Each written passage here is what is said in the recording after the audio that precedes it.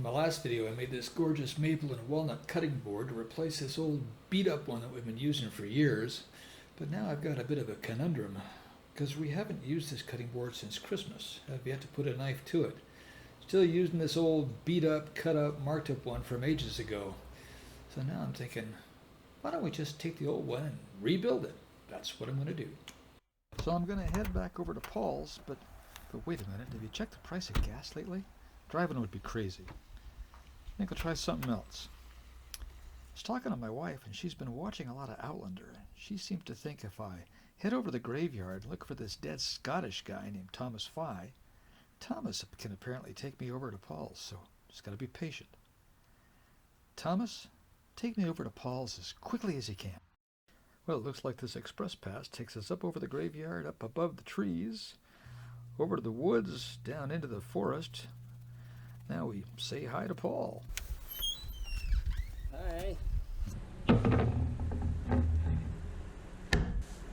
Okay, to get started, we're going to make sure these pieces stay in the same orientation, so I'm drawing a triangle across the wood. Make sure they're still the same, and I'm going to cut it up.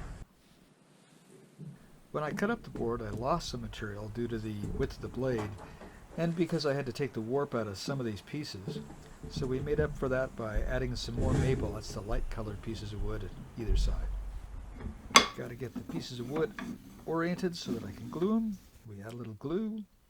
We spread it around evenly. Then I put it all back together.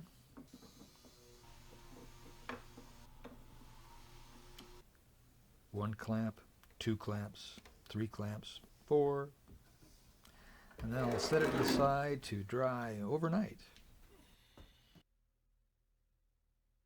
We're back the next day to remove the clamps, and just like magic, the first two are gone. Now we work our timing right. The last one should be gone right about, oh, there they go. Now we got to set up to scrape this sucker down and get all the glue off.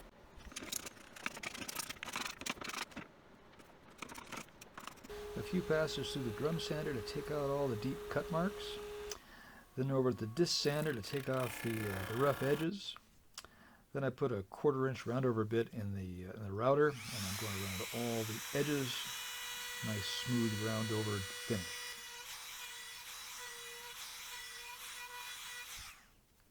Then I'll sand it all down with the random orbital sander. I think I used 80 grit up to 120, then up to 220. I think I probably sprayed it down with water in between the 120 and the 220. Then we're going to say goodbye. We're going to retrace our steps back through the woods, see if we can get a hold of Thomas Fye to take us up over the forest, back to the graveyard. Going to run back to the house to finish these up. To finish up the board, I'm going to apply a whole bunch of mineral oil, rub it all in on all sides of the board.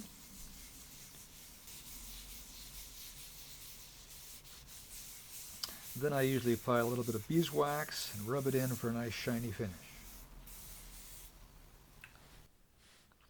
Here's a refurbished board right next to one that was in similar shape to what we started with.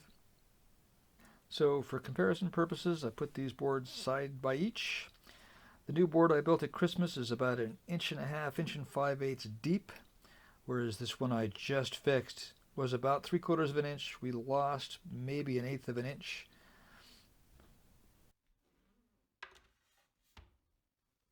So was it worth doing?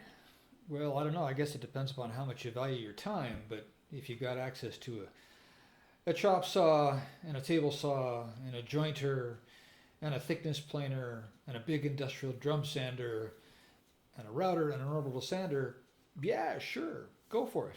It's a lot of fun.